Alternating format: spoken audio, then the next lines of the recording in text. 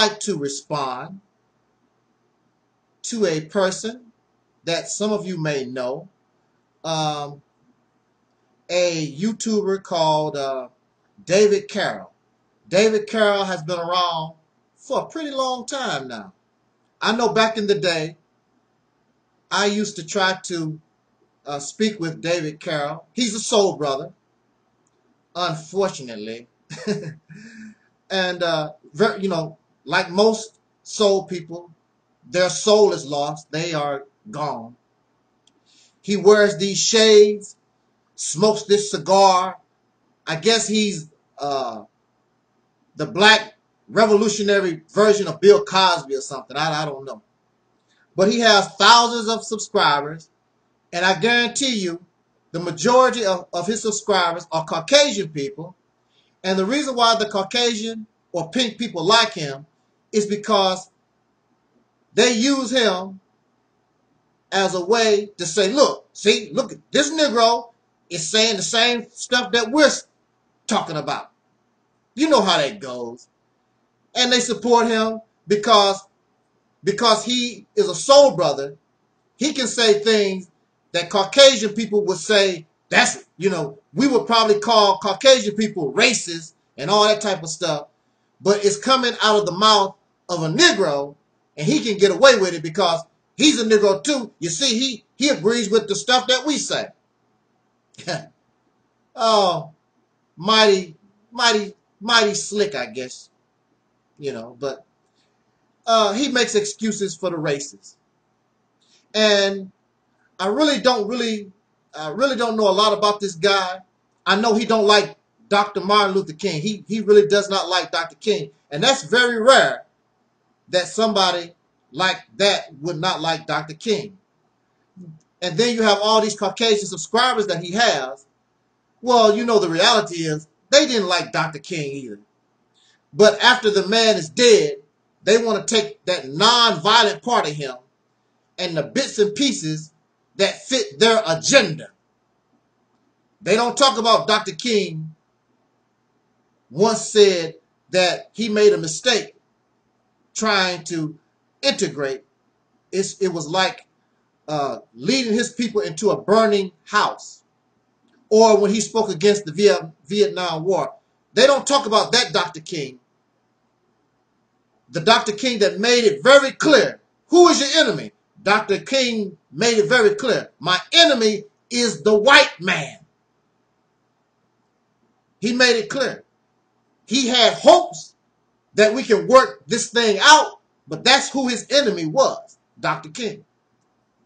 You tried to speak with David Carroll, and David Carroll basically avoids everybody. He don't need to debate nobody. He got all these Caucasian people on his side, and he's perfectly happy with the white folks. So, go ahead, David Carroll. You got it going on. He says that everybody, he's too smart for people like me and all these other folks that's out here that want to challenge his words.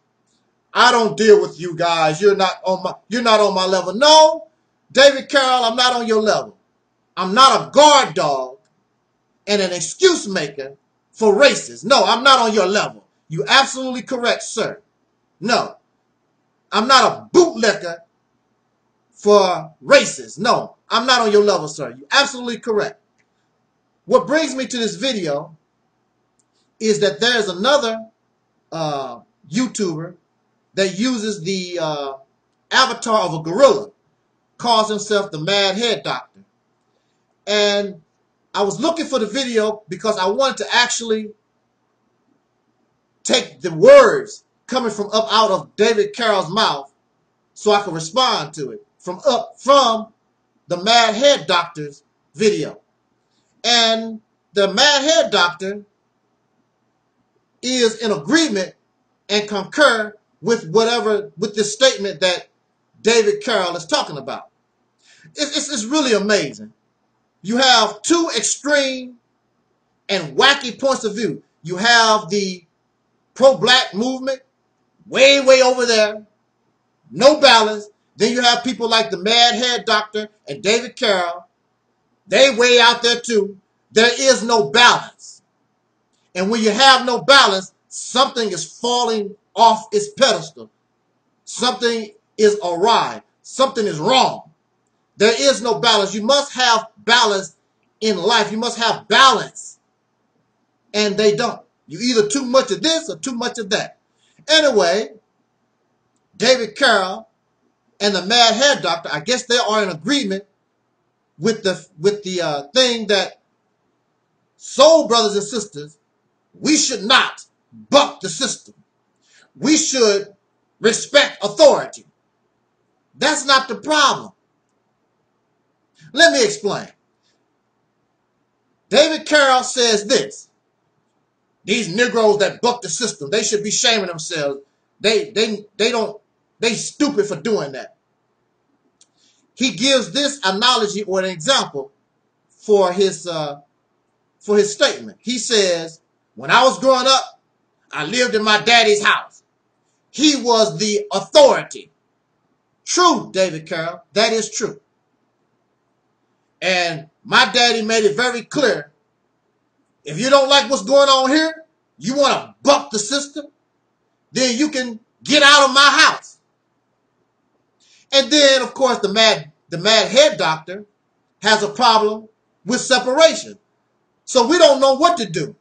Because David Carroll said, get out of the house. That's separation. You separate from your parents. The mad head doctor said, use the law, vote, do whatever you have to do, because this is your nation just as much as anybody else, and we should try to use the system. So see, there's confusion here, and y'all just can't get it together. You're too much of this, and you're too much of that. Let us bring a little balance here. And see, the thing about it is we don't accept our reality. And we functioning based upon a rigid thinking pattern. And we're not flexible in our thought. Look here. I want to say this to David Carroll and all those who think like David Carroll. And I want to say this to the mad head doctor, because clearly you must concur with black folks should not buck authority. We should respect this authority. All this protested and look at here. Look at him. First of all, these Caucasian people, these races who are in power, ain't my damn daddy. This is not their house. No matter what you say or how you look at it, this is not their house. They do not own the United States according to them. There are all kinds of United States citizens. There are Caucasians, there are Chinese, there are Africans, there are Middle Eastern. Whoever is a citizen of this nation, there is no daddy. So since I am a citizen of this nation, and Dr. King, of whom David Carroll do not like, Dr. King made it very clear, I have no problem with authority. I have no problem with the law. However, like Dr. King said, when law is unjust, when law is unfair, when authority is exploited, when authority is intrusive upon the rights of the citizens, then I must buck the system. Then I must fight against that system. I must fight against that authority. We must buck the system. And of course, David Carroll don't like Dr. King anyway. And you don't care nothing about what Dr. King says. You don't give a damn about what I say. It has to come from up out of the mouth or the actions of those of whom you've fallen in love with, the racists. So let me present an action that your racists took, the ones who are in authority. Now, going back to the Revolutionary War, they did not like Patrick Henry, George Washington, Ben Franklin, and all the forefathers. They did not like the authority of the British government. And they bucked the system, beginning, of course, with the Boston Tea Party and later on with that scuffle where the first person that died in the Revolutionary War was Crispus Attucks and so forth. They bucked the system. They bucked authority. So you're going to tell me, and you're going to tell brothers and sisters of soul in this nation, we look silly and we're stupid for not respecting authority. However, the people that you support, who are now the authority, their forefathers bucked authority because authority was unjust, it was exploitive, and it was intrusive upon their rights. In fact, it even got to the point they went to war. They went to war for years and years. Now, so what are you going to tell the forefathers of this nation, Mad Head Doctor? What are you going to tell the forefathers of this nation, David Carroll, who bucked the system? Because the system is not right. I am a citizen. These people ain't my damn daddy. I am a citizen just like they are. So, brothers and sisters, since the beginning of this nation, have died in every war. We pay our share in taxes, and anything these suckers that's supposed to be in authority. Matter of fact, why are they in authority when the country is diverse? Why are these racist-minded people who are not just exploitive, a bunch of lies and deceivers, a bunch of warmongers, why are they in power anyway? Why isn't authority diverse? Why aren't the so-called Negro represented in that authority? The Chinese represented in that authority? The Africans and all these who have become citizens in this nation, in its diversity, in this multicultural environment, why aren't we represented in that authority? It's in the hands of a group of suckers that y'all make excuses for. Don't buck them. And why don't you want to buck them? You don't want to buck them because they will kill you. They will murder you. That's the reason why. So it's better, since you can't beat them, join them. But that was not the mentality of the forefathers of this nation. They did not want or wish to join Britain. You need to leave us the hell alone. And they went to war. And really, that's what the so-called Negro or the soul brothers and sisters of this nation, you really need to make up your mind. You need to go to war and get this over with once and for all and show these suckers you are just like the forefathers of this nation. You ain't having it. And put up your flag that says, don't tread on me. I would rather have my ass kicked. I would rather be dead than continue to live like David Carroll and the Mad Head Doctor, begging and scraping and groveling and looking so pathetic. And with your cigar in your mouth. You ain't nothing but a slave. Trying to be cool. A cool slave.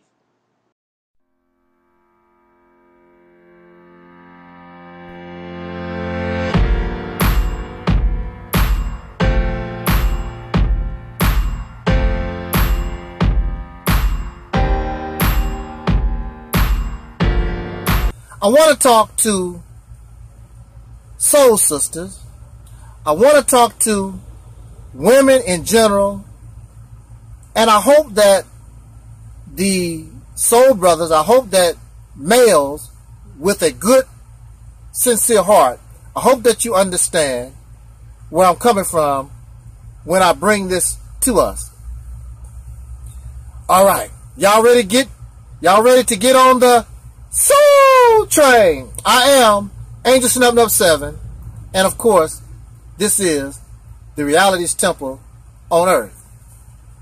I am your soul brother number 1. Well, I was driving, just driving, and as I was driving, I saw a mother cat, and she had kittens following behind her.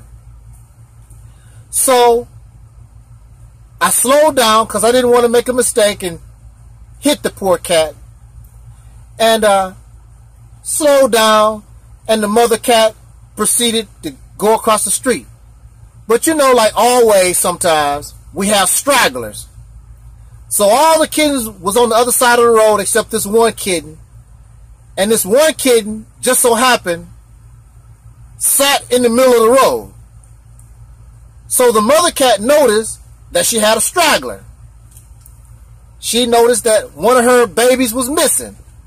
So she turned around very quickly and tried to go grab the kitten, because she saw a car was coming. I was in the car. She saw the car was coming. And I slowed down. I did not stop. I slowed down. Now, while all this is going on, I did not stop. I just slowed down. She noticed I did not slow down. And she tried to grab her baby, but the baby kept slipping out of her mouth. Dogs and cats, I believe they have that little skin where the mother dog or the mother cat can grab them by the skin and pick them up. She was having problems grabbing the kitten. So, like I said, I did not stop. I was slowly coming forth. I wasn't going to hit the cat now, but the mother cat saw that I was slowly moving forward. And as far as she was concerned, this was a very dangerous situation. Now, her first instinct was to stand up against this car and try to protect her baby. And like I said, the car steady moving forward. And I saw the fear in her eyes, but at the same time, I saw that she wanted to protect her baby. She had to make a quick decision. So what she done, I guess in her mind, it makes no sense for both of us to die. So she went to the other side of the street, and I guess she just sat there looking all sad. She knew her baby was going to die. I'm like, wow. But of course, I stopped, and the mother cat saw that I stopped. She went out into the middle of the street, grabbed her baby, and they went on about their merry way. Why am I using this as an example? I'm using this as an example because this was a single mother with kittens. In most cases, when we're dealing with mammals, and the human being is a mammal, there is no male that helped raise the babies. The mother cat was all by herself. The mother elephant has males in her pod or whatever, in her group. Males don't help raise the babies. Lions don't help raise the cubs. That's just how it goes. But we are taught that you need a man in the house. Otherwise your children won't turn out right. I guarantee you, this single mother cat will raise all her babies just fine. However, here you are, a human being mother, and you too damn stupid to raise your children by yourself. You just got to have this man. Now, if the man is around, that's fine and dandy. If he's not around, that's cool too. You, woman, you are perfectly capable of raising your children. The problem is, you raise and nurture your children in an environment that these men created that makes your babies, under their influence, makes your baby crazy. Has nothing to do with you. Matter of fact, living around these corrupt, silly, childish men have made you crazy, made you insane. Now look, the mother cat attempted to save and protect her babies. You as a mother, black women, soul sisters, women in general, many of you are failing to protect your babies because you're waiting on some man. That's not how it goes. Because if the man is not going to do it, it's up to you. And many of you are failing your children. You are allowing pedophiles to get a hold of your children, which some of these pedophiles are your relatives. Some of these pedophiles is your husband and your brother and your uncles and your grandfathers. You're not protecting your babies from these twisted, sick, demented folks. The Honorable Elijah Muhammad in the Nation of Islam, as far as I remember, taught the sisters, you don't leave your children with your husband. There's a reason for that.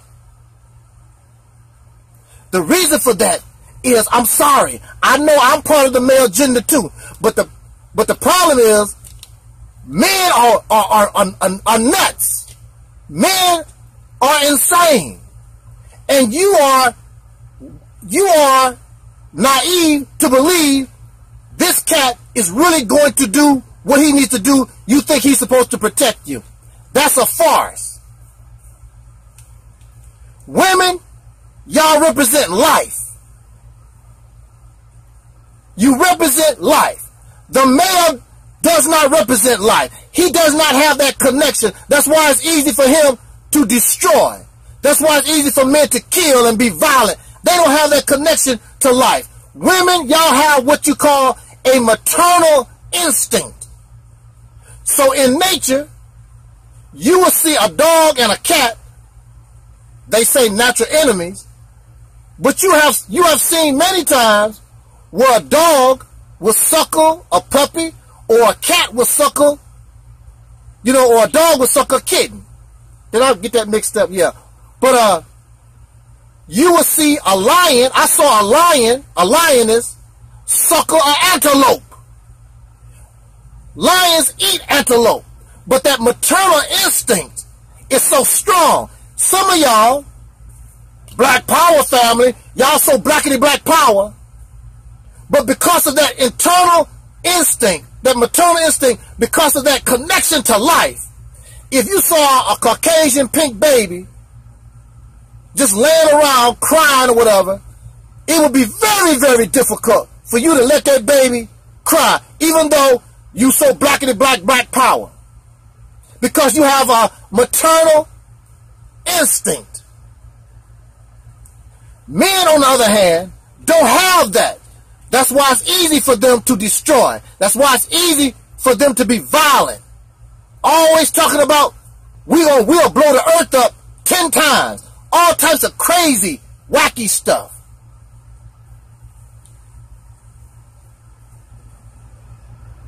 God. You keep listening to these men and you talk about the God. But God that they give you don't care nothing about you.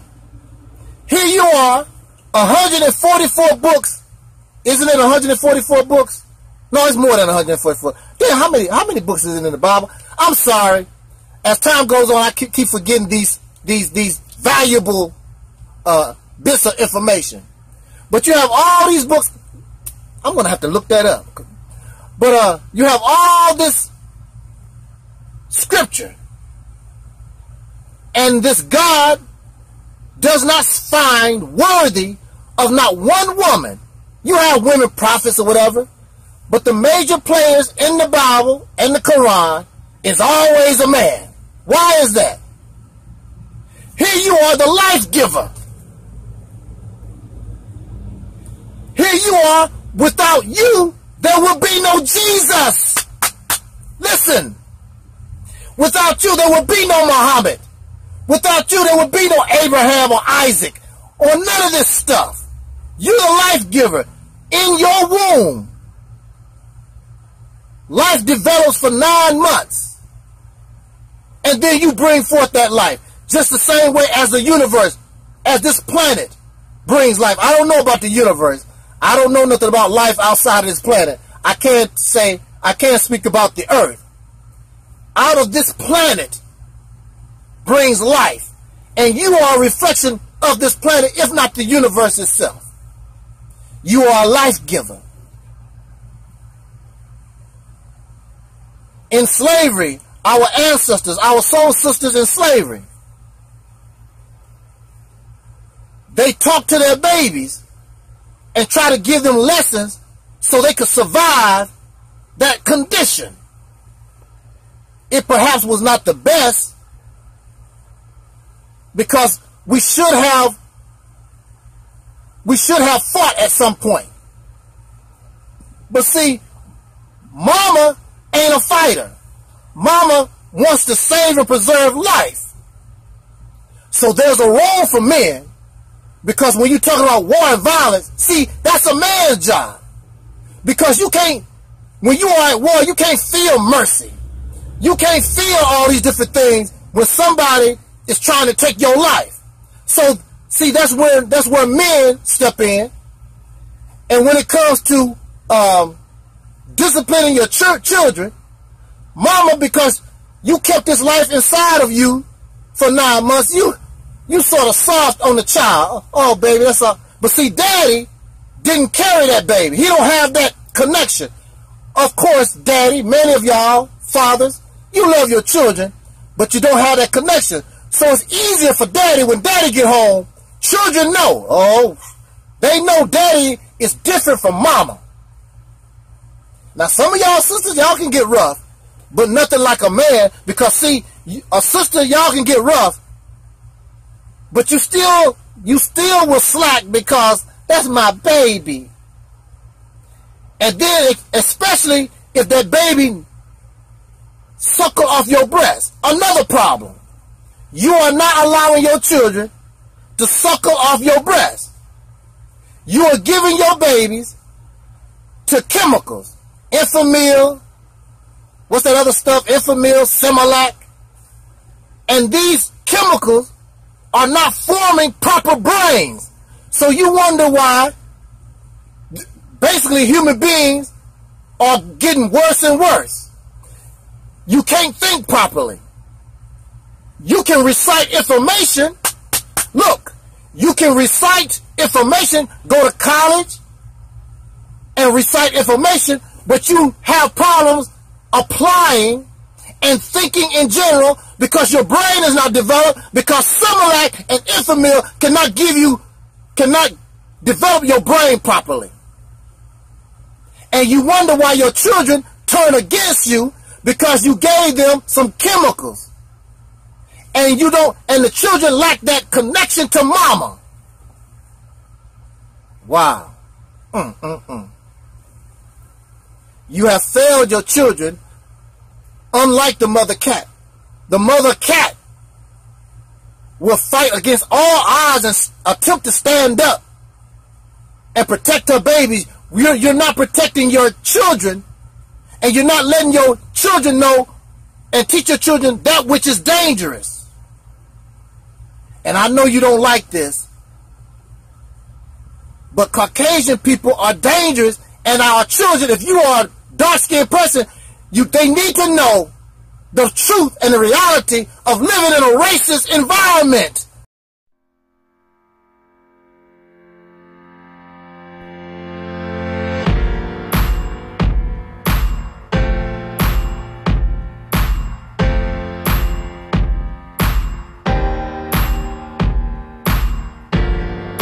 All of us should be, my topic will be leaders.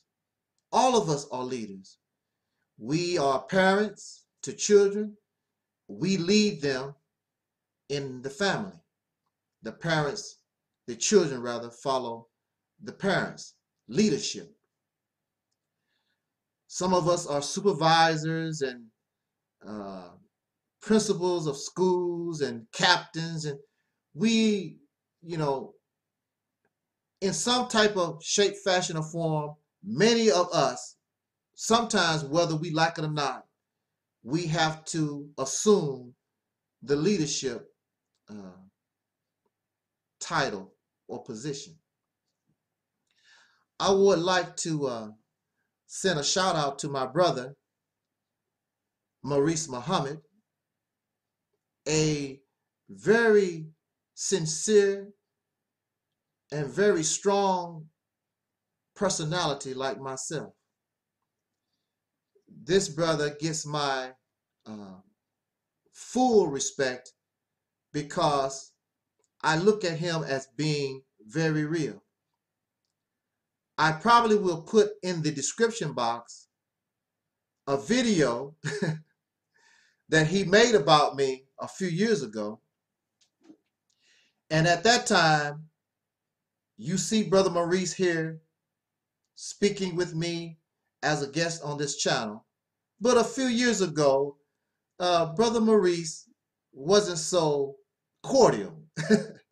I want to talk about that real quick. There were two reasons of why Brother Maurice had a problem with me those few years ago. Prior to this issue, myself and Brother Maurice Muhammad, he shared my work with his family. We talked on the phone and all these, very brotherly. However, as you know, within the last few years, I have become very critical, not hateful, not jealous, none of those things of our brother, the Honorable Minister Louis Farrakhan. And unless something changed, I still stand on the things that I say. That has not changed. However, back in those days, a few years ago, when I began to speak about Minister Farrakhan and the Nation of Islam in general, that became an issue with Brother Muhammad, and he saw it as an attack against that which he loved. And I understand that. That, of course, wasn't my intent, because as you know, the reality is that's the place where I come from. And without that, this could not exist. What I call the reality's temple on earth. I want to make something perfectly clear about my critique of Minister Farrakhan. The way that I look at Minister Farrakhan, and I always give people their credit. Most of you know I will give you your credit where credit due. However, if you don't deserve the credit, if you're messing up, I got to lay it down. I got to tell you the way it really is, because this is the reality's temple. I'm not going to try to coddle anybody. I don't want to be coddled. If I'm messing up, you tell me that. If you think I'm a scam artist, if you think I'm a liar, whatever it is, I hope that you can prove these things. Let me know, because I want to straighten myself up. I don't want to be a liar. I don't want to be a scam artist. I don't want to be those things. I want to be the best that I can be, because I sincerely want to help change the condition of descendants of slaves born in America. We have lived in hell long enough. It is time now and we deserve the right to enter the promised land that Dr. King spoke of. But when it comes to Minister Louis Farrakhan, I do not degrade all his great accomplishments. However, I expect more from Brother Farrakhan because of where he is at, the level he's at. For an example, for those of you who follow basketball, I'm going to use Michael Jordan. Michael Jordan was a rookie. He came into the league, fantastic dunks and all this fancy magical things. The wonderful, incredible Michael Jordan. 55 points a game.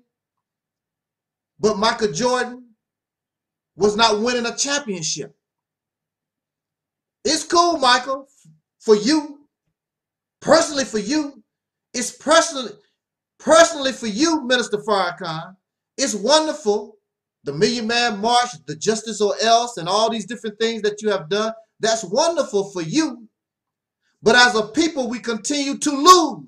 So you had Michael Jordan in the game, 55 points, but there was no championship.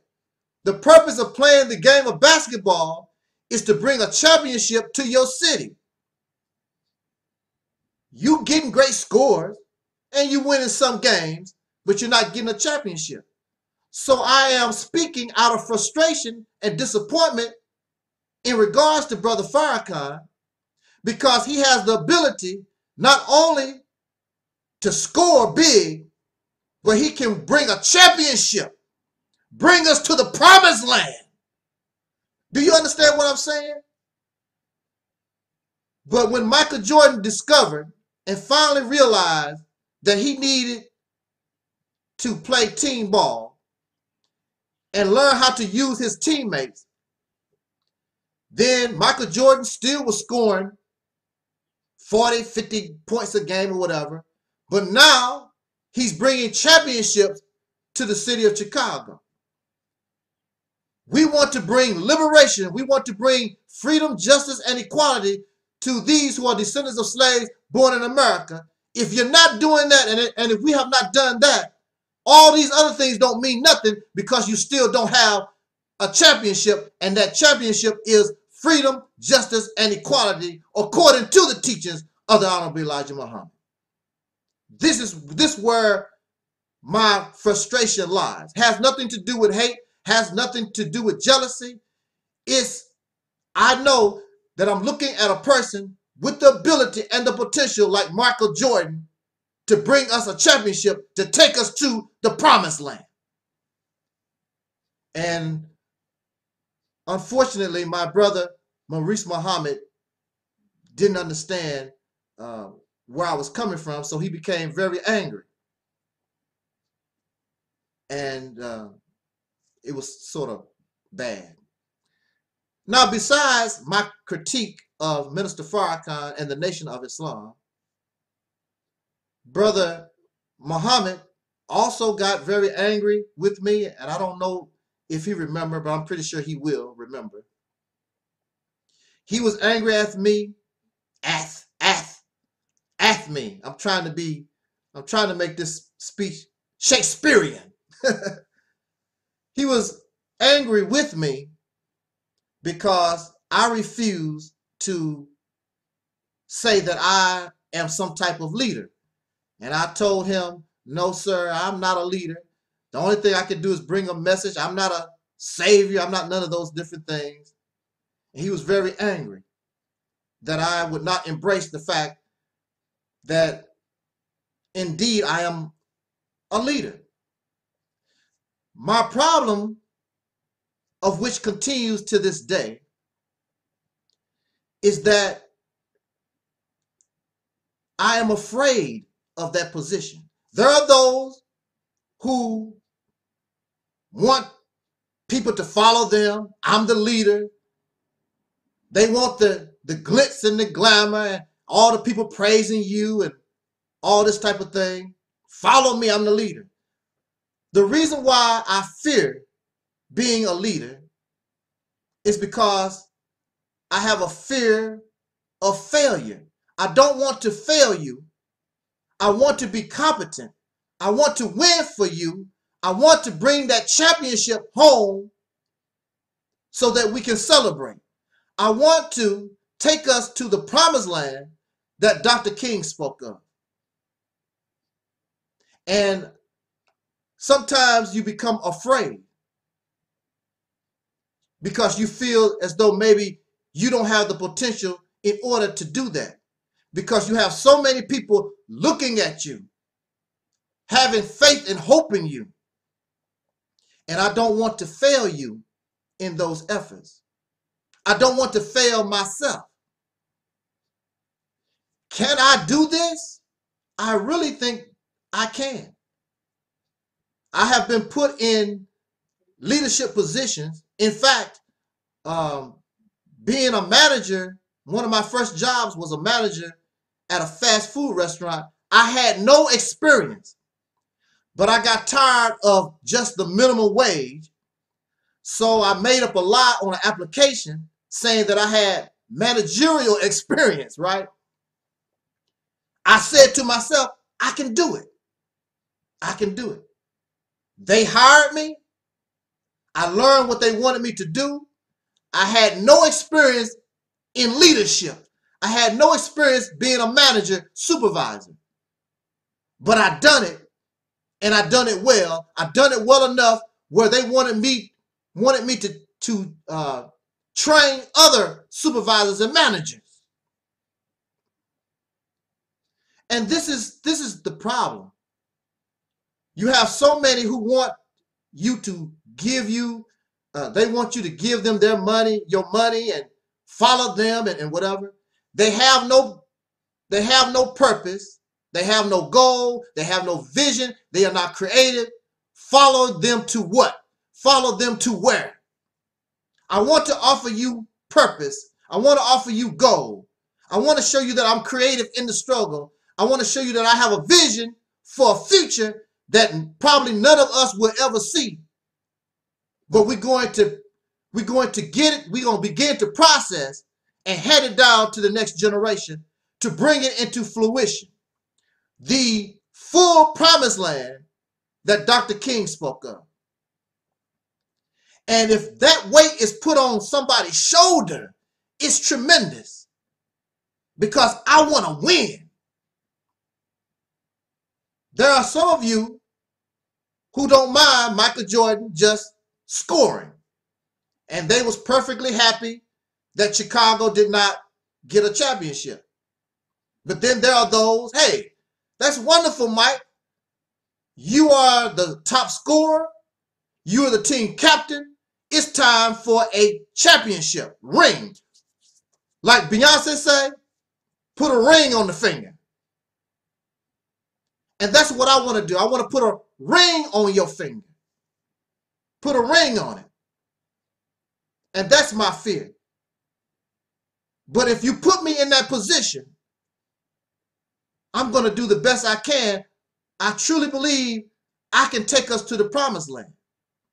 Not bragging on myself, but due to learning the lessons from Brother Farrakhan and Jesse Jackson and all our people who are alive today, plus Marcus Garvey and Malcolm and the Honorable Elijah Muhammad and all our people, learning the lessons from the past, bringing it into today. We should be able to cross the River Jordan and do what our ancestors could not do.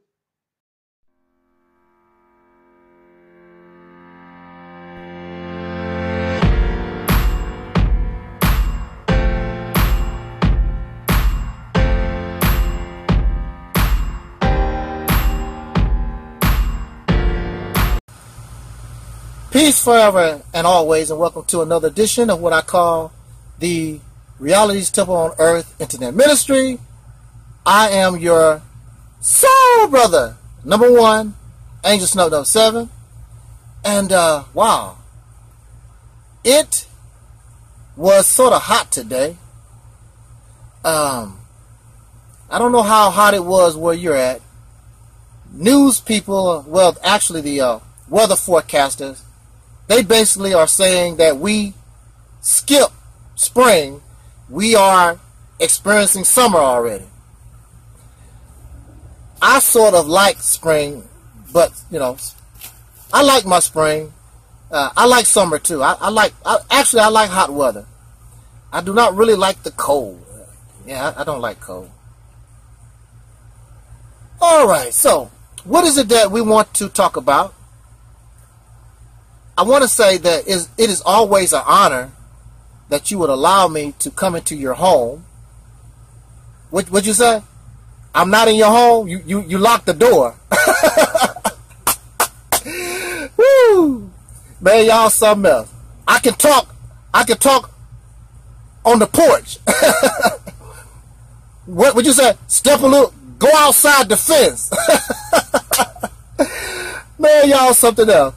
You may not believe that, but that has actually happened to me. I knocked on doors, and people, you need to get off my, get away from my door. And I talked to them in the yard. They say, you need to get out the yard. Go outside on the fence. Go outside on the sidewalk. And, I will holler at them across the yard. Woo! I love us anyway. I do. I don't take it personal. It's just fun to me. I like stuff like that. I don't take it personal. Now, what was I going to talk about? Oh, yeah.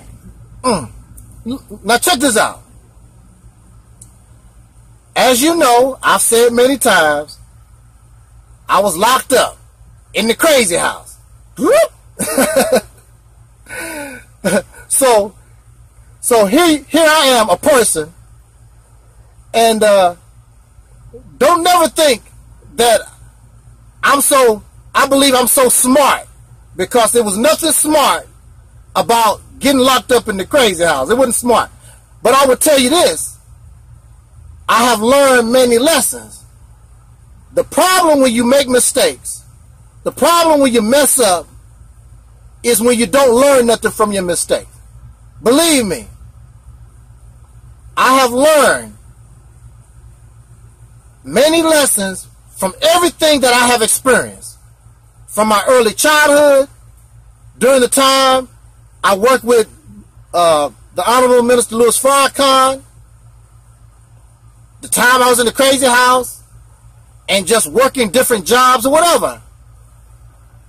Sometimes you have to mature. Sometimes you have to just grow. You know, because I will admit, you know, back in the day, I really was a very silly type person. I wasn't thinking properly at all. And again, that's a bad thing. But when you learn from your mistakes, when you learn from experience, then you sort of got it going on. Unfortunately, you end up being 50, 60, 70 years old before you really learn some things. That's why younger people need to listen to their elders, so you don't have to make the mistakes that your elders done. But y'all so silly and you know it all, so you want to learn things the hard way. Well, so be it. Now, I do admit that I did listen to my elders, and a lot of stuff I was able to avoid. And I watch my elders. That's why I don't have any children. I do not want children. I did not want that responsibility, because I saw what my elders was going through. Did not want no part of it. Now, what I really want to talk about is, well, of course, this was another experience I had in the nut house. Sister Rashida Strober told me I need to write a book. I wrote so much stuff when I was locked up. I'm just so tired of writing. I don't even want to read like I used to. I used to read a lot. I used to write a lot. But all that writing and reading I had to do to get myself out of that crazy house just wore me out, man. I'm telling you. It just let me watch some TV or something. Watch a video. But look, one day the news people, I don't know I don't know if it was a newspaper or one of the local news channels. I don't know exactly who, I don't remember. But they came to do a story on the people in the crazy house. Yay! So they came in, and I said, wow, this is my opportunity to tell them about the dirt that these people do, the exploitation, the abuse, and the things of that nature, what these people do in this facility.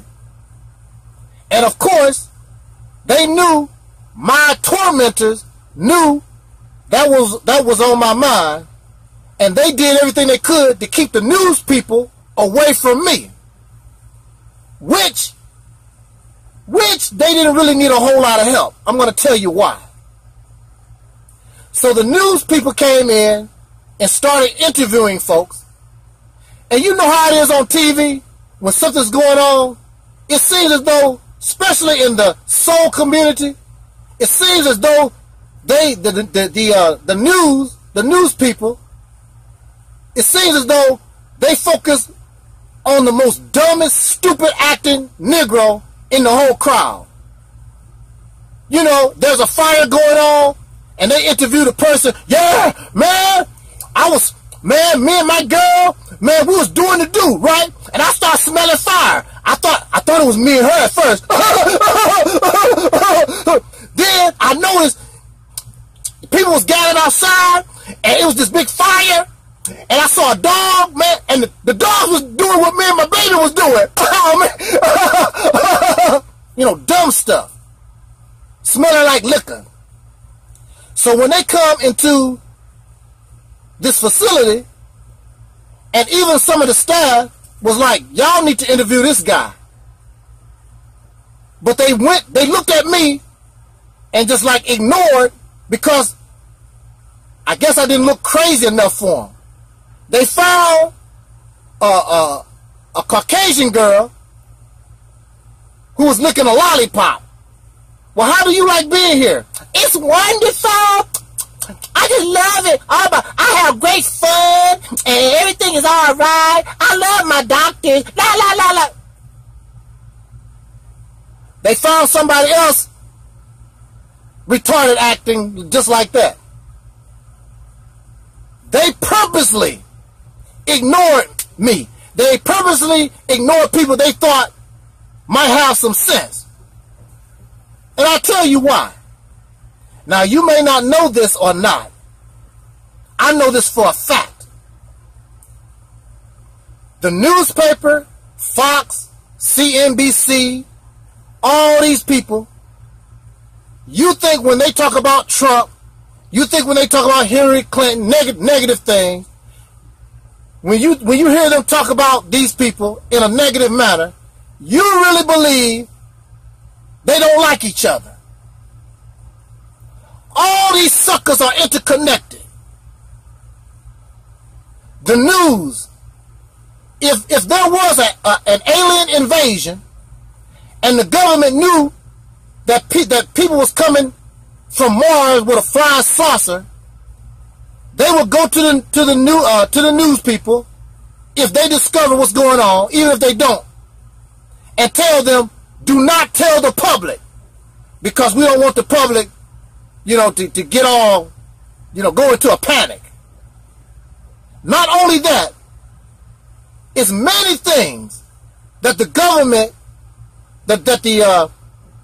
your news media knows, they will not report. There are many things they will not report. For an example, do you ever go to a store and you see those signs, no shirt, no shoes, no service? Who do you think that's for? That's not for us. That's for Caucasian, redneck, pink Hoosiers who are ghetto, who are ratchets, that nobody wants to talk about. It's ignored. They are just as hoochie mama as any soul sister that's supposed to be a ratchet. They are just as thuggish as anybody else. But the news will not report it, because they don't want to paint themselves bad. That's what it's about. If the news media, if the news media reported the news the way it really is, America, in the eyes of Americans and around the world, will really look like doo-doo, for real. They all work hand in hand. Many of these people went to school together. These politicians, these news reporters, all of them went to the same universities and schools. A lot of them know each other. A lot of them intermarry with their families. It's all a game. It's all a setup. They put people in these, they create these stereotypes. They put people in these positions. The media influence people's thinking. That's the reason why Donald Trump won. You think it was all negative. They are feeding their people, we need to get this man in here. You thinking that the news folks, everybody's against Trump, when really they wasn't. Because you don't understand that all this stuff is interconnected. When you go to court, and of course you might look very lonely on your public defender. I got me a paid lawyer. Don't make no difference. They all interconnected with one another. The judge know your paid lawyer. All these people know, a lot of these people know each other. It's a game. So I don't have to tell the news media that these people are exploiting folks. I don't have to tell. They already know. They already know. I don't have to go to the judge and tell them how these people are treating me in this facility. He already know. Matter of fact, one of those judges sort of slipped. He made me think. He already said something. He made a statement where he confirmed that he already know anyway. So what? What you gonna do about it? So what is the game? So what we do all this dirt? What y'all gonna do about it? That's the bottom line. And you have Caucasian people that keep talking about let's join together. And no, you're not ready. You're not ready to go against your brother. Because these people could be your uncle, your father, your mother, your brother, your sister. And you're not going to go against these people. Let's unify and we can make things better. You're not going to do it. These Caucasian people know who the races are. I had Caucasian subscribers tell me they know. And I've had Caucasian subscribers tell me they agree with everything that I say, but they are scared to speak out because they know what will happen to them. President Kennedy, not because he loved black folks, but because America was looking real bad in the eyes of the world, he had to give a little concession and do a little something for the Negro.